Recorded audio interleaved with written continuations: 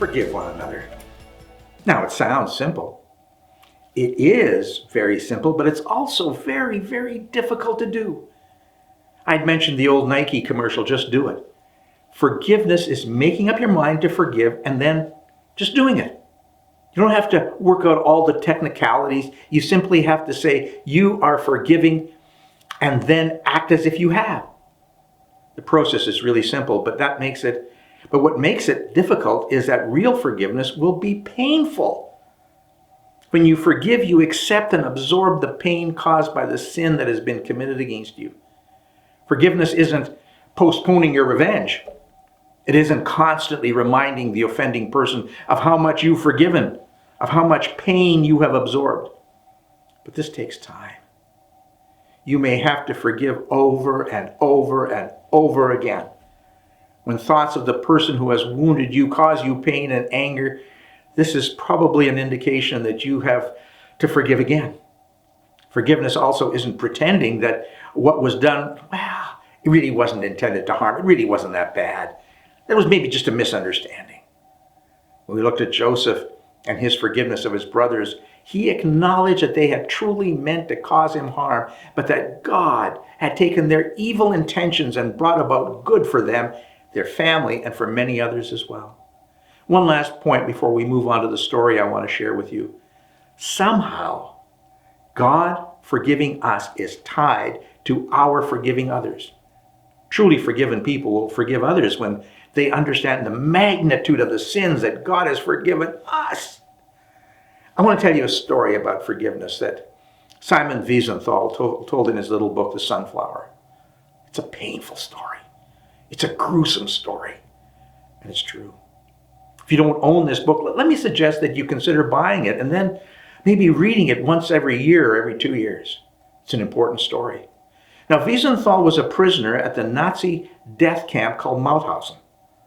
One day, seemingly at random, Wiesenthal was pulled out of a line of men walking to their workstations. A nurse grabbed him by the arm and led him to what had once been a high school. It had been turned into an infirmary for the soldiers. The nurse offered no explanation, and Wiesenthal didn't dare to ask for one. He was taken to what had once been an office, and in it was a single bed. On the bed was a man whose face was completely bandaged. Wiesenthal had no idea who the man was. The nurse took Wiesenthal to the side of the bed, and somehow the man was able to grasp his hand. He gripped the hand with more strength than Wiesenthal thought would be capable of. Wiesenthal was silent. The soldier told him his name was Karl, and that he knew he was dying, but he had to speak to a Jew before he did, so that he could die in peace. Wiesenthal remained silent. Karl began to tell his story. He told Wiesenthal that he had committed some terrible things. He needed to receive forgiveness. Wiesenthal still said nothing. Karl told them that he'd been raised in a typical German Catholic home.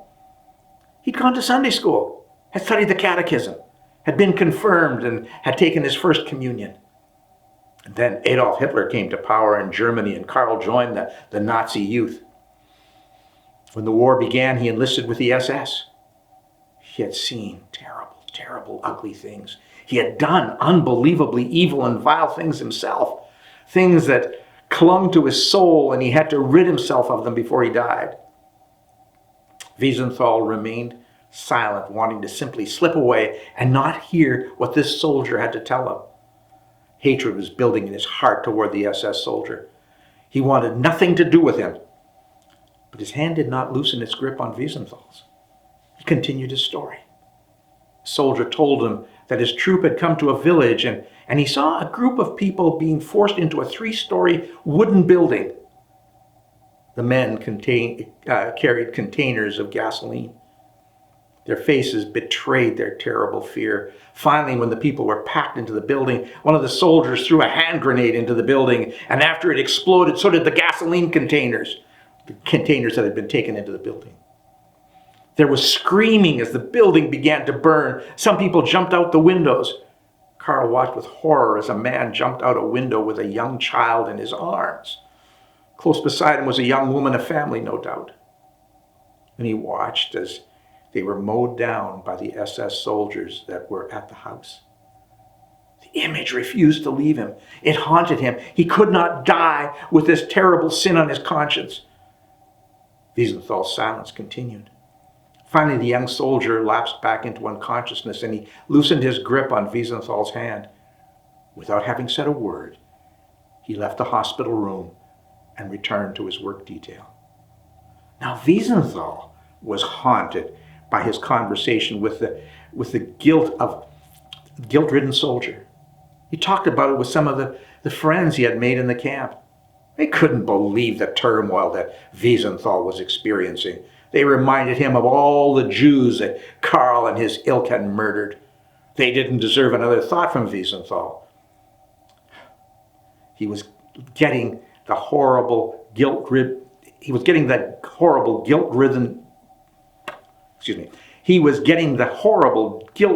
death that he was experiencing. He deserved it. Yet Wiesenthal could not rid himself of the question, what should he have done? Should he have spoken words of forgiveness and absolution? He couldn't just let it go.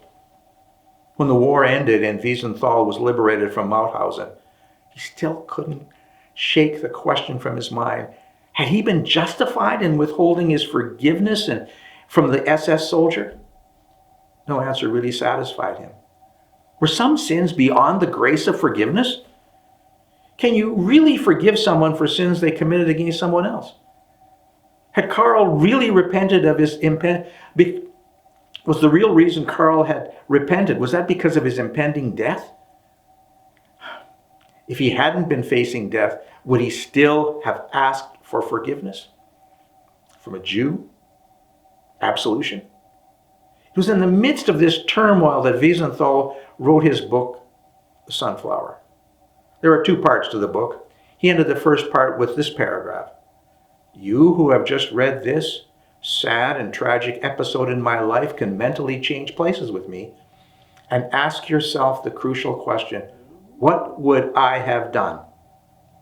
The second part of the book is a compilation of the responses to this question. They came from Christians, they came from Jews, and one came from the Dalai Lama. I want to ask you the same question. What would you have done had you been in Wiesenthal's place? Really, it is asking the question, what should he have done? In the third of this series on forgiveness, I want to explore your responses to this question. I would like to have you interacting with each other. When you see a response, take a moment to thoughtfully react to it. Not only will I read and interact with your responses, but I may read some of the responses that came to Wiesenthal. I want to close with a prayer for God's wisdom. Remember that God has promised to give wisdom to any that confess their need and ask.